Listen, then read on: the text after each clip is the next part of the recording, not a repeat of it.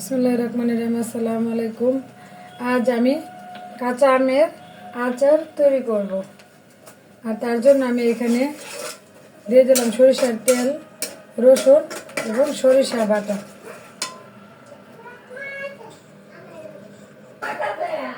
এখন আমি ওইটাতে দিয়ে দিব একটু আদা গুঁড়ো।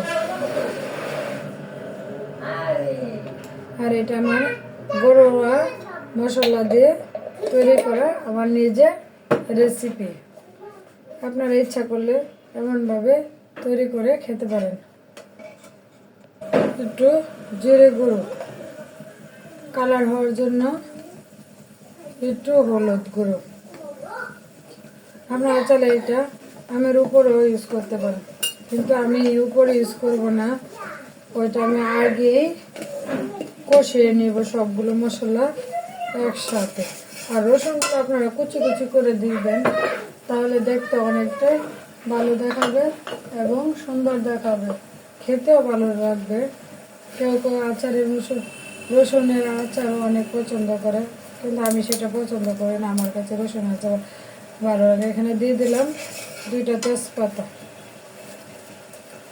আর এগুলো আমি পরিষ্কার করে রেখেছি, আমি দিয়ে দিলাম এলাচ, 4টা এলাচ, 4টা লবঙ্গ এবং কিছু দারচিনি। এখন আমি মশলাগুলোকে ভালোভাবে কষিয়ে নেব।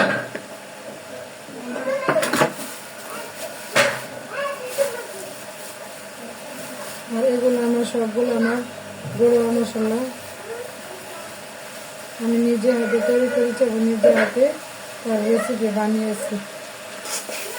আপনারাও এরকমভাবে করে নিতে পারেন, অনেকটাই ভালো হবে এবং টেস্টি হবে।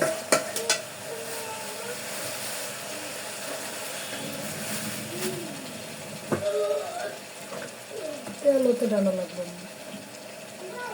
আর আমি এখানে দিয়ে দেবো আর একটু সাদা তেল। আপনারা ইচ্ছা করলে সম্পূর্ণটা সরিষার তেল দিতে পারেন, কিন্তু সরিষার তেল আমার ফ্যামিলিতে এত একটা অ্যালাউ করে না, তাই আমি সরিষার তেলের সাথে সাদা তেল ইউজ করেছি। আর তার মধ্যে আমি এখন দিয়ে দিব, মশলাটা কষানো হয়ে গেছে, এর মধ্যে আমি দিয়ে দিব এখানে প্রায় 2 কেজির মতো আম। আমি আগে ছিলে হলুদ দিয়ে মেখে আধা ঘন্টার মতো রোদ্রে শুকিয়ে নিয়েছি এবং পানিটাকে ভালোভাবে জড়িয়ে নিয়েছি। আপনারাও সেটা ভালোভাবে জড়িয়ে নেবেন এবং পানিটা শুকিয়ে নেবেন।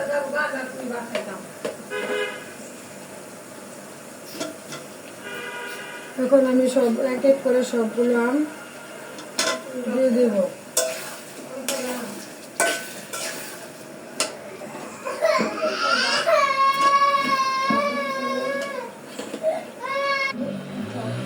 এখানে আমি সবগুলো আমকে নেড়ে চেড়ে ভেজে নিব।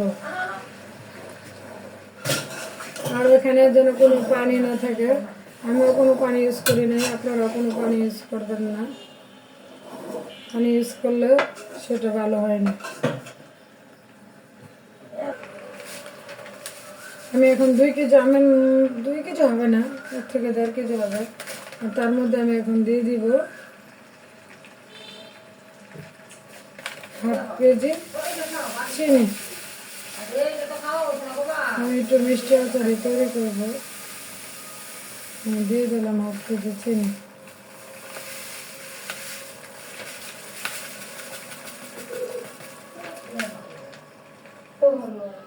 তার মধ্যে আমি এখন দিয়ে দিব লবণ। চিনি দেওয়ার পর লবণটা কেন দিলাম জানেন?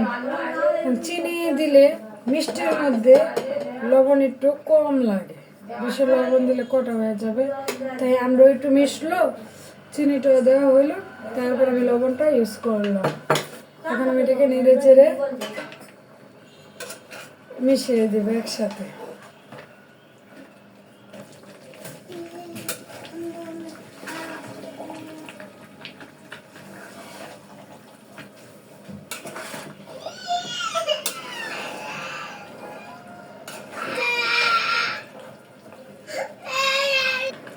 আর এখন আমি ওটাতে দিয়ে দিব করে রাখা পাঁচফোড়নগুলো। পাঁচফোড়ন আপনাদের মধ্যে শেয়ার করে নেবেন করা। আর এটা আমি আগে ব্লেন্ড করে রেখেছিলাম। এখন 2 চামচ পাঁচফোড়নের গুঁড়ো দিয়ে দিলাম। এখন এটাকে আমি ভালোভাবে মেখে নেব।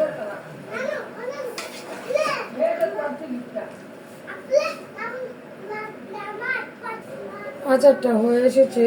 এখন আমি তার মধ্যে দিয়ে দিব 2 চামচ ভিনেগার।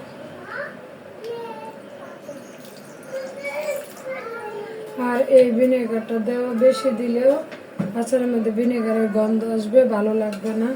তার জন্য পরিমাণ মতো দিবেন আপনারা।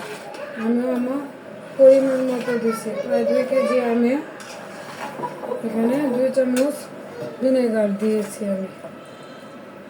আর এখন আপনারা ওই আচারটাকে প্রায় 1 বছর নর্মাল ফ্রিজে রেখে খেতে পারবেন।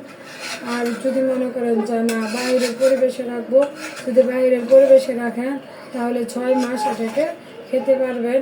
কিন্তু মাঝে মধ্যে এটাকে একটু একটু রোদ্রে দিবেন, তাহলে আচারের মধ্যে কোনো ফাঙ্গাস পড়বে না, কোনো রকম সাদা ছত্রাকও গ্রো করবে না। ওগুলো অনেক ভালো থাকবে। মাঝে মাঝে একটু রোদ্রে দেওয়ার চেষ্টা করবে। এখন আমার আচারটা সম্পূর্ণভাবে হয়ে গেছে। আর এটা আমি চুলা থেকে নেমে ফেলবো। আপনারা এটা যে কীভাবে হয়েছে এটা বুঝবেন কিভাবে, দেখেন এখন কিন্তু আমার চামচ থেকে আচারটা পড়তেছে না। আর ওই রকম হলে মনে করবেন যে আচারটা সম্পূর্ণভাবে হয়ে গেছে, যখন এটা চামচ থেকে পড়বে না। আর দেখতে অনেকটাই সুন্দর এবং লাবণীয় হয়েছে। আপনাদের কাছে যদি আমার রেসিপিটা ভালো লাগে অবশ্যই একটা কমেন্টস এবং একটা লাইক, আর আমার চ্যানেলটা দয়া করে সাবস্ক্রাইব করে দিবেন। ওকে, আসসালামু আলাইকুম, আল্লাহ হাফেজ, বাই।